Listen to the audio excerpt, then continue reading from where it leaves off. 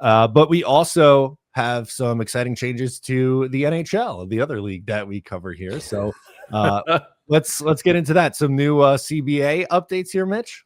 Yeah, new-ish. I don't. It's wild because they signed a new CBA. So the new CBA doesn't actually start until next year. The current one expires middle of the September 15th or something like that, 2026. And the new one begins September 16th, 2026 and runs until that same day in 2030. But even though that CBA, that new one, will start next year, some of the provisions will take effect this year. And we still don't know entirely what all those provisions are, but some of those are starting to take light, like the playoff salary cap. Yeah, I was gonna say that has to be the biggest one. Yeah. And it's the salary cap in the playoffs is a thing because you can't really. I'm going to use the word circumvent the cap, not going full Kawhi Leonard. Did you see that story from today? I haven't watched the full thing yet because it's like an hour and 20 minutes, but I know Berms put it on my plate and I started watching it. And I once we're done here, I'm going to watch the rest of it. Yeah, that was interesting watch. So it's not full Kawhi Leonard, Los Angeles Clippers cap circumventing, but anyway, teams, whether it's Florida Panthers or Vegas Golden Knights or Tampa Bay Lightning, all were kind of able to use LTIR to their advantage because come playoff time, they could take whoever was on LTIR off and they were cap compliant in season. And since there's, nothing to really worry about for the NHL playoffs, that wasn't an issue. That's going to change. So no longer can you be well over and suddenly, insert star player here is finally healthy and his $8 million is coming off LTIR. You have to submit daily rosters for the playoffs, and your roster can't be over the salary cap. Yeah. So of course there's more math behind this and that. It really comes down to like your daily average type of thing. And even then, your daily average can't be over the daily average salary cap or some garbage like that. It's more mathy than we're making it out to be, but it's effectively, as Matt is saying, like you're not allowed to go over the cap in the salary in the playoffs.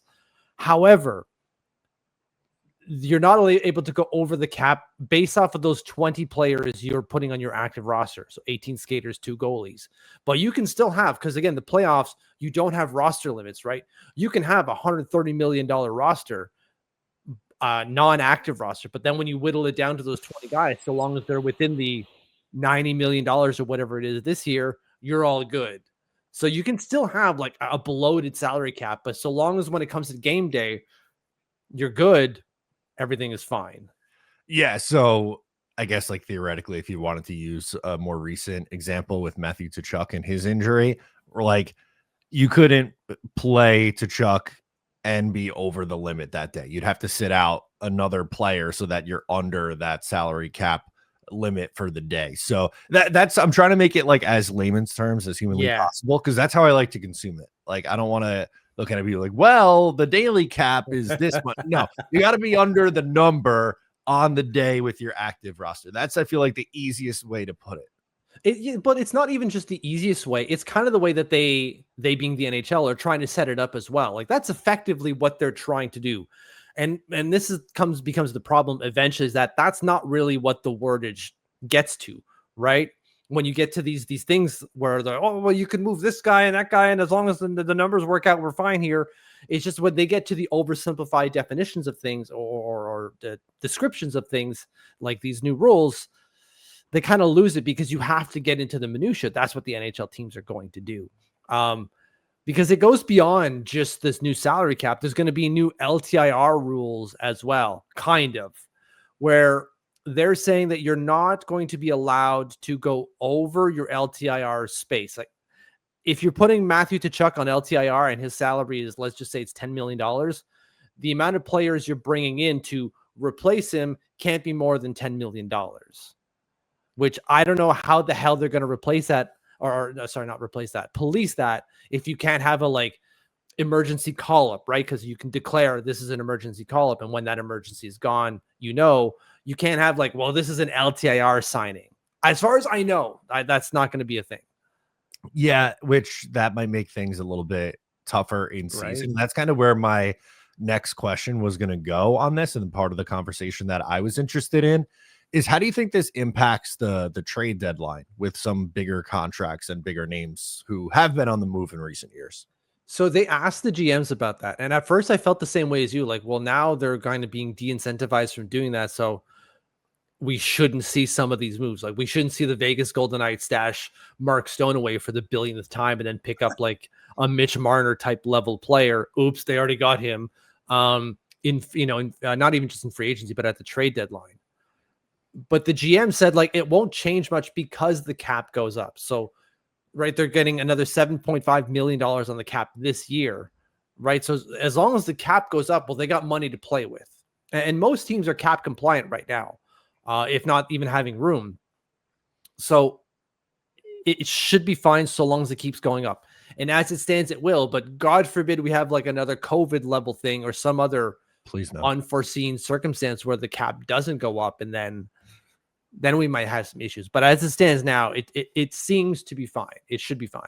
That's what I'm getting out of this. What about you? Yeah, I kind of think the same thing, but I was watching a YouTube video before this, and the person in the video, I forget already whose channel it was, but they were kind of saying how they thought that maybe we won't see as many big name guys get traded. And I thought, oh, that's an interesting perspective. But I think this is going to be a really cheap answer, but it depends on the individual team's cap situation at the time. Yeah, exactly. That's exactly it. We might actually see more subsequent moves, like teams moving money out to make some of these deals happen, right? Because that's the only way that they're going to make it work. And you might have a third line guy move to free up some money. You might be forced to move like a guy like Jean-Gabriel Pageau maybe a little bit earlier than you needed to free up those $5 million, or even like a Casey Zizekas, because $3 million might be a big deal. So we might see some of that going forward. But I don't think it's going to stop some of these big ticket moves, because these guys are still in demand. They're going to find a way to make it work.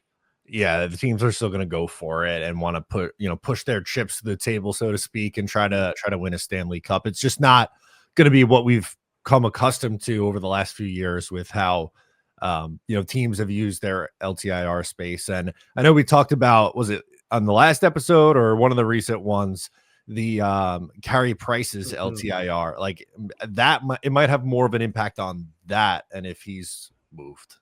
Yeah, because $10.5 million to be going over the salary cap is insane, right? That would be, you can add whoever the hell you want basically at that price, which is insane. It is insane. So are you, I guess my last thought on this portion of the rules, are you a fan of this move? Is this something that you think needed to happen in the NHL? I don't think so. I don't care. I don't like adding rules to add rules, because then it just gets convoluted and like, oh, on a Wednesday you can't do that if the moon is blue and the sun comes up over the east side at the 45th parallel. Like it just gets so really specific that what are you actually doing anymore? And like, so these guys were stashed away. We think it was, not above board, but they still lost that player. Like the Florida Panthers are going to be significantly hampered this year not having Matthew Tkachuk on the ice. The Vegas Golden Knights have been severely hampered not having Mark Stone out there. It's a risk that they take because the guy is injured.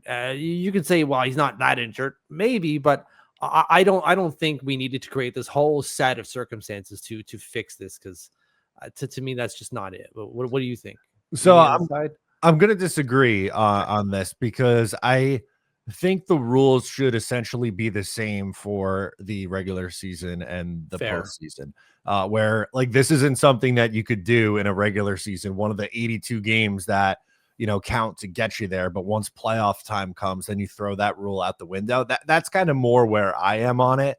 And I get it. Like I'm, obviously at the time was kind of poking fun at Tampa Bay and some of these other teams that did it because it affected the Islanders when it was Tampa. But, in the reality of the situation, they weren't really breaking the rules. It was, it was something that was put in place and they used it to their advantage, which any of the 32 teams in the league could do.